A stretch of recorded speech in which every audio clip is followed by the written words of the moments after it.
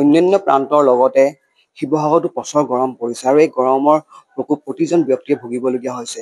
আৰু মই বৰ্তমান উপস্থিত আছোঁ শিৱসাগৰ আহমৰিক চিকিৎসালয়ত। আৰু এই চিকিৎসালয়ত আমি অনুমতি সাপেক্ষে আহি পেলাই চিকিৎসালয়ত উপস্থিত হ'লোহি আৰু এই চিকিৎসালয়ৰ অৱস্থা দেখাবলৈ আমি বাধ্য হৈছোঁ। কিয়নো আপুনি অনুমতি সাপেক্ষে এইটো কাৰণে আহিবলগীয়া হৈছে যে আমি ৰোগীসকলক দেখাবলৈ বেয়া পাওঁ, কিন্তু আমি দেখাবলৈ বাধ্য হৈছোঁ। ইয়াত আপোনাৰ যিসকল ৰোগী আছে সেইসকল ৰোগীৰ হাতে হাতে আপুনি দেখিব পাৰে বিচনী মাৰি আছে, কিয়নো ইয়াত আপোনাৰ ফেনসমূহ বিকল হৈ পৰিছে আৰু প্ৰতিজন ৰোগীৰ লগতে যি এটেণ্ডেণ্ট আছে এটেণ্ডেণ্টসকলে আপোনাৰ হাতত বিচনী লৈ নিজৰ যিসকল ৰোগী আছে সেইসকলক আপোনাৰ তেওঁলোকে বিচনী লৈ পেলাই বতাহ দিছে বা ঠাণ্ডা দিবলৈ ব্যৱস্থা কৰিছে। আৰু ইয়াত আপোনাৰ দেখিব পাৰে তেওঁলোকে নিজৰ ববীয়াকে কিনি অনা আপোনাৰ ষ্টেণ্ড ফেন তেওঁলোকে কিনি আনিছে ষ্টেণ্ড ফেন, কিন্তু এই সকলো বৰ্তমান কাৰেণ্ট নথকাৰ ফলত আপোনাৰ এই ষ্টেণ্ড ফেনসমূহ বৰ্তমান বন্ধ হৈ পৰি আছে। আৰু ইয়াত আমাৰ লগত এগৰাকী আপোনাৰ ৰোগীৰ লগত এটেণ্ডেণ্ট এগৰাকী আছে, তেওঁ কেতিয়া আহিছিলে বিচনী কিয় মাৰি আছে আপুনি কওকচোন। আমি শনিবাৰৰ দিনা আহিছিলো, বিচনী মাৰি আছো মানে ইমান প্ৰকট গৰমত আৰু বিচনী নামাৰি কি কৰিম বাৰু, ফেনে নচলে ইয়াত আৰু কাৰেণ্টে নাথাকে, কাৰেণ্টটো এনি টাইম নাথাকেই ন, আৰু ফেনো নচলে, ফেন বিলাক একদম কম হেৰিকে চলে। এইখন ফেন বেয়া একেবাৰে নচলে, এইখন মানে একদম কম চলে আৰু কম মানে হাৱা নপৰে গাত, সেইকাৰণে আমি ঘৰৰ পৰা ফেন আনি লৈছো। কাৰেণ্ট প্ৰায় নাথাকে মানে আহে 10-15 মিনিট থাকে আকৌ যায়, আকৌ আহে 10-15 মিনিট থাকে আকৌ যায়, মানে এনেকে আৰু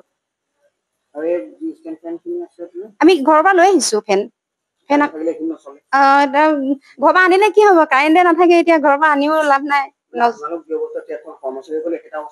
চব একদম নাৰ্ছ বাইদেউহঁতৰ বহুত প্ৰব্লেম, তেওঁলোকেও এই কাৰ্টুন লৈ বেছি থাকে।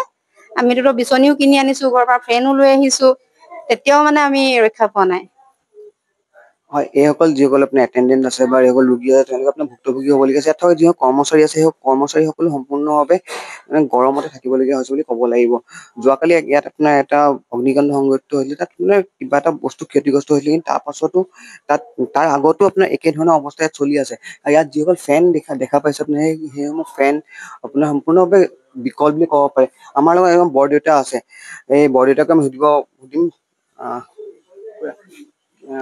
কেতিয়া আহিলে, আপুনি কি অৱস্থাত পাইছে গৰমত, যিহেতু এটা বহুত কষ্ট পাই আছে? কি হৈছে?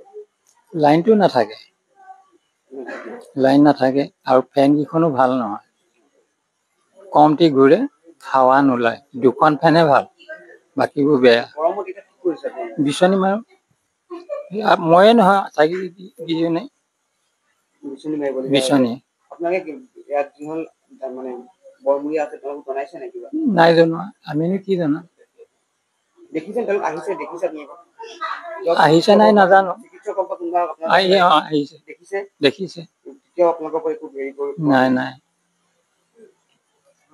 এইসকল আপোনাৰ ৰোগীয়ে আপোনাৰ এতিয়াও ক'ব লাগিব গৰমৰ প্ৰকোপত আছে, আৰু এজন গাটো বেয়া থাকিলে বা শাৰীৰিকভাৱে অসুস্থ থকা যিটো অৱস্থা হয় চবেই বুজিব পৰা যায়, আৰু তেনেকুৱা অৱস্থাত এইসকল ৰোগী আপোনাৰ যিটো অৱস্থা হৈছে সেইটো বুজা গৈছে। আৰু চৰকাৰৰ এইসমূহ ৰোগীসকল বা এইসমূহ চিকিৎসালয়ৰ ওপৰত দৃষ্টিগোচৰ হোৱাৰ বাবে আমি এই বাতৰি সম্প্ৰচাৰ কৰিছো, অনুমতি সপক্ষে বাতৰি সম্প্ৰচাৰ কৰিছো, যাতে অনাগত দিনত এই চিকিৎসালয়ৰ যি সুবিধাসমূহ আছে সুবিধাসমূহ সম্পূৰ্ণ নোহোৱা কৰিব বাবে।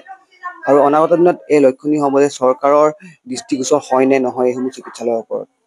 যিকোনো খবৰৰ বাবে যোগাযোগ কৰক 7099017330 লগতে 7099017110 নম্বৰত।